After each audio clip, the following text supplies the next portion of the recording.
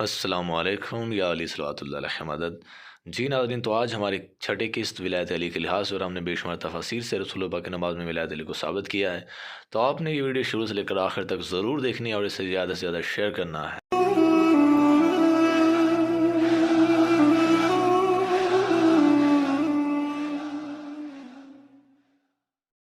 السلام علیکم یا علی صلوات اللہ علیہ مدد۔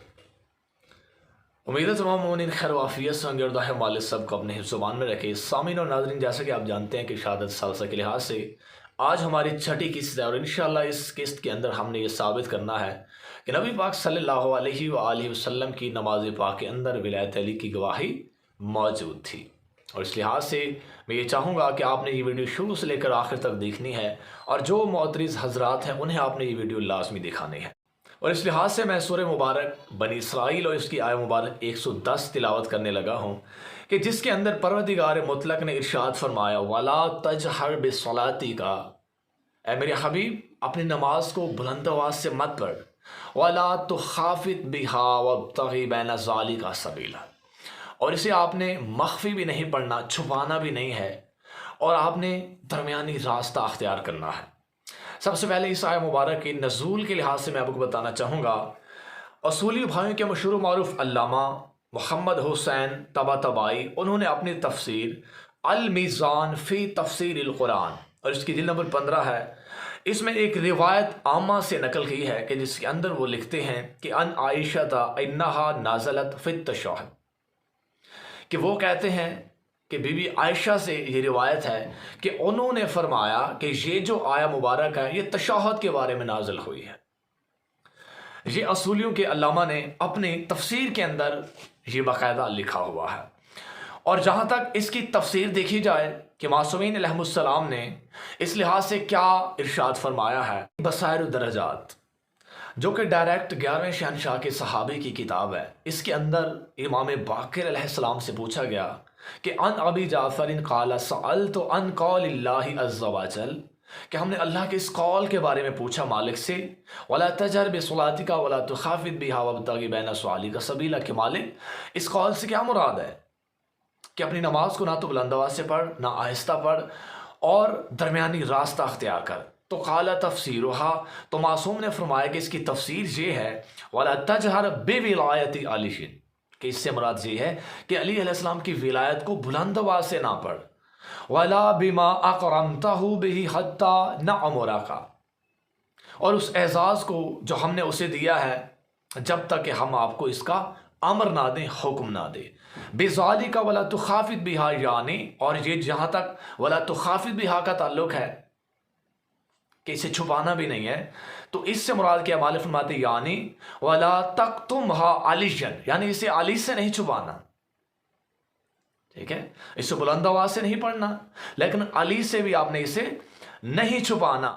اور جہاں تک وابتغ بین ذلک سبیلا کا تعلق ہے، تو معصوم فرماتے فإنہ، یعنی اطلب الی وصلی ان اذن لک ان تجہر بولایت علی ودع الناس الیہا فاذن له یوم غدیر خم، کہ اس سے مراد یہ ہے کہ آپ ہم سے سوال کرتے رہو کہ ہم آپ کو بآواز بلند یہ پڑھنے کی اجازت دے دیں، اور پھر یوم غدیر خم، عید یوم غدیر کے دن آپ کو اس بات کی اجازت مل گئی، آپ نے یہ لوگوں میں اعلان کر دیا۔ تو یہ ہے آیہ مبارک۔ تو یہاں پر جب یہ کہا جائے کہ اس سے مراد ولایت علی نماز کی بات ہوتی ہے، تو یہاں پر مفسرین ایک اعتراض کرتے ہیں، کون سا؟ کہ بھئی یہاں پر ولا تجہر بصلاتک، یہاں صلات سے مراد کیا ہے؟ نماز ہے، جیسا کہ تفسیر نور الثقلین کے اندر اور بہت ساری اور تفاسیر کے اندر انشاءاللہ میں حوالہ جات آپ کو دکھاتا ہوں بعد میں، کہ باقاعدہ یہ بھی موجود ہے کہ فَهُوَ الصَّلَاةُ، کہ پس وہ نماز ہے، کہ پس وہ نماز ہے۔ اب مفسرین کہتے ہیں کہ اس سے مراد تشہد نہیں ہے، اس سے مراد اعلان ولایت علی کی بات ہے جو غدیر خم پہ ہوا تھا، بس اسی اعلان کی بات ہے۔ بھئی ذرا آیت کو سمجھا جائے، اب یہ حکم کس کو آیا؟ اللہ کے رسول کو، کس کا؟ ولا تجہر بصلاتک، اپنی نماز کو۔ اب اگر صلات سے مراد ولایت ہے تو ذرا یہاں پر غور کیا جائے، صلات کی جگہ ولایت رکھا جائے تو کیا بنے گا؟ ولا تجہر بصلاتک، یعنی اپنی ولایت کو بلند آواز سے نہ پڑھ، اور فہو صلات، پس وہ نماز ہے۔ یعنی اگر اس سے مراد ولایت علی ہے اور ولایت علی ہی پھر رسول کی نماز ثابت ہوتی ہے، پھر تو رسول کی نماز ہی ولایت علی ہے۔ تو اللہ نے یہاں پہ باقاعدہ یہ سمجھایا ہے کہ ولایت علی جو ہے اسے آپ نے ابھی بلند آواز سے نماز میں نہیں پڑھنا اور اسے چھپانا بھی نہیں ہے، اور یہ بھی یاد رہے کہ بس یہی تو نماز ہے۔ بھی جب رسول کی نماز ولایت علی ہے تو آج کے ملا کی نماز کا کیا بنے گا؟ اور جہاں تک عام 5 وقتی نماز کی بات کی جائے جو عمومی پڑھی جاتے ہیں، ان کی اگر بات کی جائے تو ان میں کچھ نمازیں ہیں جو باآواز بلند پڑھی جاتی ہیں اور کچھ ہیں جنہیں آہستہ پڑھا جاتا ہے، ٹھیک ہے؟ تو ان نمازوں کی تو یہ بات ہی نہیں ہے۔ یہاں پر سبیل کی بات ہے اور رسول پاک کی نماز کی بات ہے، اور معصوم نے فرمایا کہ اس سے مراد کیا ہے؟ ولایت علی ہے، کہ جس کے بارے میں اللہ نے حکم دیا کہ ابھی آپ نے اسے باآواز بلند نہیں پڑھنا اور علی سے آپ نے چھپانا بھی نہیں۔ علی کو معلوم ہونا چاہیے کہ نبی پاک ولایت علی کی گواہی دیتے ہیں، ولایت علی کی گواہی دیتے ہیں، اور یہی رسول اللہ کی نماز ہے۔ فہو الصلاۃ، پس یہی تو نماز ہے۔ تو بھی جب رسول پاک کی نماز ہی ولایت علی ہے، اور میں نے آپ کو اصولیوں کے علامہ سے یہ بھی دکھا دے کہ آیت تشہد کے بارے میں نازل ہوئی ہے، تو پتہ چلا کہ علی ولی اللہ رسول پاک کی نماز کے اندر بھی موجود ہے، اور بے شمار تفاسیر کے اندر، جیسا کہ میں آپ کو اور بھی حوالہ جات دکھاتا چلوں، جیسا کہ بہار الانوار ہے، اس کے اندر آپ کو یہی روایت، یہی تفسیر مل جائے گی۔ اسی طرح تفسیر نور الثقلین کے اندر باقاعدہ یہ دونوں روایتیں ولایت علی کے لحاظ سے، رسول اللہ کی نماز کے لحاظ سے موجود ہیں۔ اسی طرح القرآن، یہ سید مقبول احمد دہلوی صاحب کا جو قرآن ہے، اس کے اندر بھی آپ کو یہی تفسیر مل جائے گی۔ اسی طرح بصائر درجات میں آپ کو دکھا چکا۔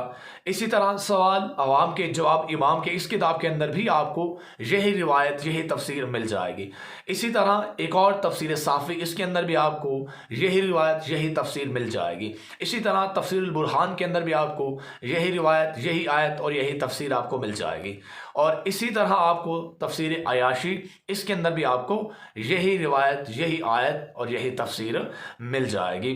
تو میں آپ کو مکمل بتا چکا، دکھا چکا۔ اصولیوں کے علامہ نے باقاعدہ لکھا کہ یہ جو آیت ہے یہ تشہد کے بارے میں نازل ہوئی ہے۔